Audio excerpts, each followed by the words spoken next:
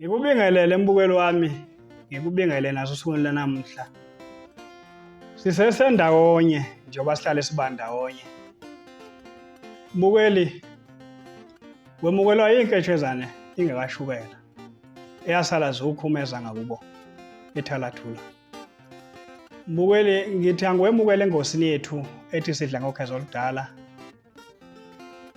Njengoba ke siyaye sibe ndawonye namhla siphinde sabane inhlahla ukuthi phinde sivakashelwe inkosazane yaKwaZulu Sibongile njengoba ayefikile nakulokho okudlule wazisho ukuthi ubani.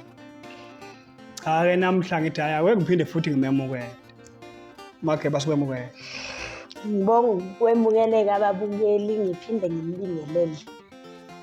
Keshezana ngokolwazi lwakho nginombuzo lana. Kunokukhuluma Keshezana ukuthi uXolani ulisoka likaZindle. uXolani ulisoka lamanyala. Keshezana nginokudideka. Angazi noma nguZindle osetshenziswa njengesoka noma uXolani. Kahle kahle Keshezana. Isoka lamanyala yini leyo? Naso kwendaba sondelana. Uyabuza kaMageba nani nemzwile. Uthiso uZindle uXolani isoka likaZindle. Aphinde athi uXolani isoka lamanyala. Futhi kahle hle umuntu ongamanyala lapho uZindle angazi. Kodwa ke uyabuza kaMageba. Cha Mageba, ngiyayizwa umbuzo wakho. Ngizocela nami ukuthi ke ngiphefumule ngokolwazi lwami.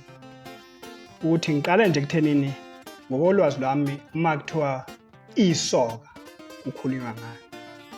Ngokolwazi lwami ngizoqala ngithi nje kukhona lokho okuthiwa isilandiso. Soka.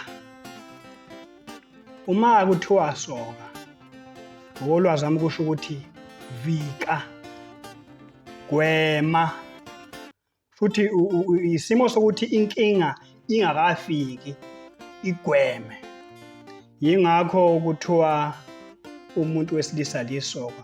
Futhi usuke esoka owesimama ukuthi angayigcini undingasithebeni engasazi ukuthi ubudlelwane unabo bukuphi, buhamba kanjani, kanjalo. Kodwa uma esephumile usezomsoka, usezomvikisa ihlazo lokuthi angabi sehlazweni. Lokuthi agcine naye ethola esenzo ongafanelekile. Okusho ukuthi inkulumo akuthiwa ke uXolani yisoka likaZindle. Isukela lapho ukuthi uXolani uyena osekwazi ukuthi aziwe ukuthi uyena osekwazi ukuthi asondele, uyena osebukeka ezomqoqa uZindle angabi lo vanzi empilweni. Okusho ukuthi uma ngabe sekuvela inkulumo yokuthi uXolani lisoka lamanyala futhi ngokwesimo salesi simo kunamanyala angenzeka uma egcina uZindle kungekho umuntu osondela kuyena.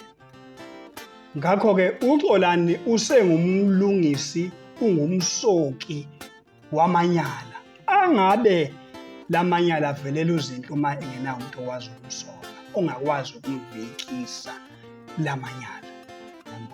So ke ithathe nje uma abafana bebizwa kuthiwa bahambe bayosoka.